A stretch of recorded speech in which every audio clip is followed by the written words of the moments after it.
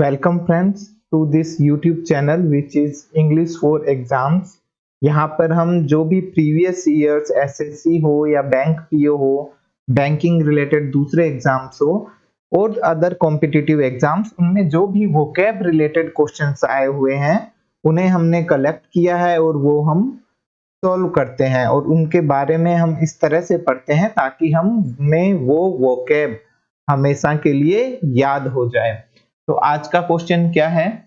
The question is select the option that can be used A one word substitute for the given group of words. हमें एक group of words दिया गया है और उसके लिए हमें चूज करना है एक ऑप्शन। आंसर सही क्या है? तो गिवन ग्रुप ऑफ वर्ड क्या दिया हुआ है? ए सीक्रेट और disguised way of writing. The question is, इनमें से सीक्रेट या डिस्गाइज्ड वे ऑफ राइटिंग को क्या कहते हैं? सीक्रेट और डिस्गाइज्ड, डिस्गाइज्ड का मतलब होता है छुपकर लिखी हुई राइटिंग, मतलब ऐसी चीज कि मैंने, आप ये समझ लिए कि आपने अपने गर्लफ्रेंड को एक लेटर लिखा है, आपको शक है कि कहीं उसके पापा ना पढ़ लें, तो आपने ऐसी लैंग्वेज में लिखा जो आप और आपके गर्लफ्रेंड ये दो ही समझ पाते हैं। अगर पापा ने पकड़ भी लिया तो भी आप बच जाओगे, तो वो सीक्रेट और डिस्गाइज्ड वे हो गया। इस तरीके से लिखा हुआ कोडिंग की लैंग्वेज हो गई है। हमारे पास ऑप्शन है emblem, symbol, cipher and puzzle. तो हम एक एक के बारे में पढ़ते हैं कि ये आखिर इनमें क्या डिफरेंस है और इसका सही आंसर क्या होना चाहिए। First one is emblem. Emblem is a प्रतीक, ए सिंबल से थोड़ा अलग होता है। एम्बलम, एम्बलम दिया गया होता है, ये देखो मैंने यहाँ पर ये सब बनाए हुए हैं, ये सब क्या है? एम्बलम है।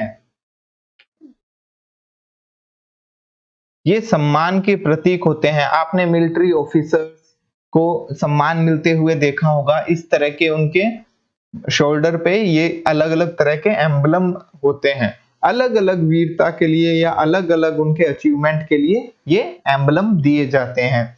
Emblem, what is emblem?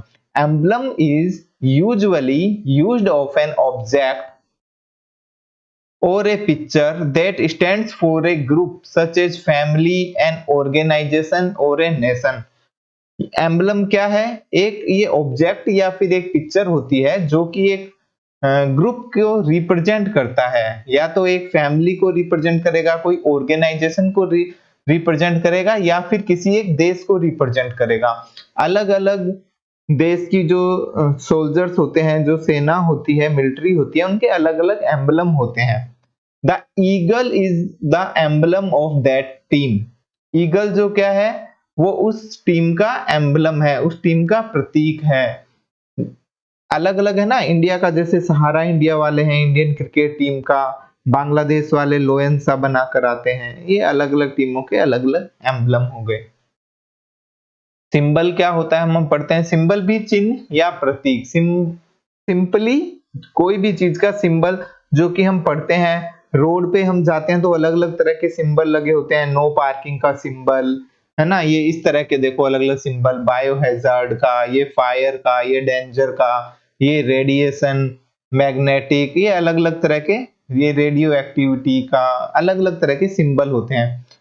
जैसे कि what is the symbol of the Twitter? Twitter का सिंबल क्या है? ये तो आप सब जानते ही हो, चिड़िया सी एक होती है। A material object representing something, कोई भी इस तरह का ऑब्जेक्ट जो किसी चीज को रिप्रेजेंट कर रहा हो। ऑफन समथिंग इमैटेरियल, एम्बलम, टोकन और साइन। इमैटेरियल चीज को जो रिप्रेजेंट करें, ये एक्चुअली सिंबल क्या है? मटेरियल ऑब्जेक्ट के द्वारा इमैटेरियल चीज का रिप्रेजेंट करना, वो कहलाता है सिंबल। इसे हम एम्बलम भी कह सकते हैं, वो भी एक तरह से इसका सिंबल ही हो गया, टोकन हो गया, साइन हो गया। अब रेडिएशन को आप कैसे रिप्रेजेंट करोगे? वो इमैटेरियल है, तो हमने उसका इस तरह से सिंबल बना दिया कि भैया यहाँ पे ये वाईफाई आता है, इस तरह के सिंबल का मतलब हो गया वाईफाई। जैसे नेटवर्क को आप कैसे रिप्रेजेंट करोगे? तो मोबाइल में इस तरह का आ जाता है एक निशान। रेडियो एक्टिविटी इमैटेरियल है, उसे आप रिप्रेजेंट कैसे करोगे? तो आपने उसके लिए सिंबल डिजाइन कर लिया कि इसका इस तरह का सिंबल का मतलब है रेडियो एक्टिविटी। डेंजर, भैया आगे कोई आग लगी हुई है या कुछ आगे आग लग सकती है तो आपने उससे खेलना डेंजरस है, नहीं तो आप हड्डी और कंकाल में बदल जाओगे। वो चीज तो है डेंजर, एक इमैटेरियल है, लेकिन आपने उसका सिंबल बना लिया है तो वो कहलाएगा सिंबल। एम्बलम हमने पढ़ लिया और सिंबल हमने पढ़ लिया, ये दोनों काफी हद तक एक दूसरे के क्या है, सिनोनिम ही है। पर हमारा क्वेश्चन क्या था, सीक्रेट और disguised way of writing. Disguised way, secret way of writing क्या है, गुप्त लिपि क्या है, वो होता है साइफर, गुप्त लिपि सांकेतिक लेख। जब एक मिलिट्री अपने जो बॉर्डर पे तैनात है उन्हें जो संदेश भेजती है तो वो एक सीक्रेट कोडिंग में होते हैं, तो उसको यहाँ पे ये जो बैठे होते हैं आर्मी, वो उसे क्या करती है, डिकोड करती है, ताकि इन बिटवीन कोई टेररिस्ट वगैरह कोई इसे डिकोड ना कर सके।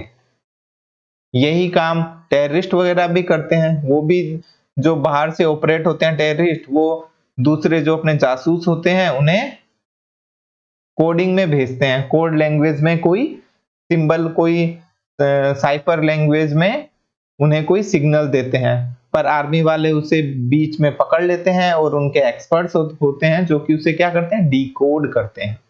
तो साइफर हो गया है गुप्त लिपि, ए सीक्रेट और disguised way of writing. Secret और डिस्गाइज्ड वे हो गया राइटिंग का, एक कोडिंग की लैंग्वेज हो गई। He wrote cryptic notes in A cipher, उसने इस तरह के नोट्स लिखे साइफर लैंग्वेज में, छुपे हुए नोट्स लिखे, क्रिप्टिक नोट्स लिखे जो किसी के समझ में नहीं आता है। बहुत सारी मूवीज बन गई है आजकल तो साइफर पे, जहां पे लोग बात क्या करते हैं, उन्हें कोई मिल जाता है कोई ना कोई किसी का लिखा हुआ कोडिंग में, फिर वो उसे डिकोड करते रहते हैं पूरी पिक्चर में। और इसका नेक्स्ट ऑप्शन क्या था, एम्बलम हमने पढ़ लिया, ये दोनों एक दूसरे के सिनोनिम्स हो गए। सीक्रेट और डिस्गाइज्ड वे ऑफ राइटिंग हमें पता चल गया है, साइफर होता है। पजल, रिडल, ये सब हम जानते ही हैं। Game, toy, problem designed to test ingenuity और नॉलेज, वो आपकी नॉलेज टेस्ट करने के लिए एक प्रॉब्लम या पजल डिजाइन की हुई होती है। इस तरह से खेल रहे हैं ना, कौन सा किस में फिट आएगा। Those who solve this puzzle in shortest time are eligible for awards. वो लोग जो इस पजल को सबसे कम टाइम में सोल्व करेंगे उसे अवार्ड मिलेगा। रिडल भी हम इसे ही बोलते हैं, पजल हो गई, रिडल हो गया, ये सब एक दूसरे के सिनोनिम है।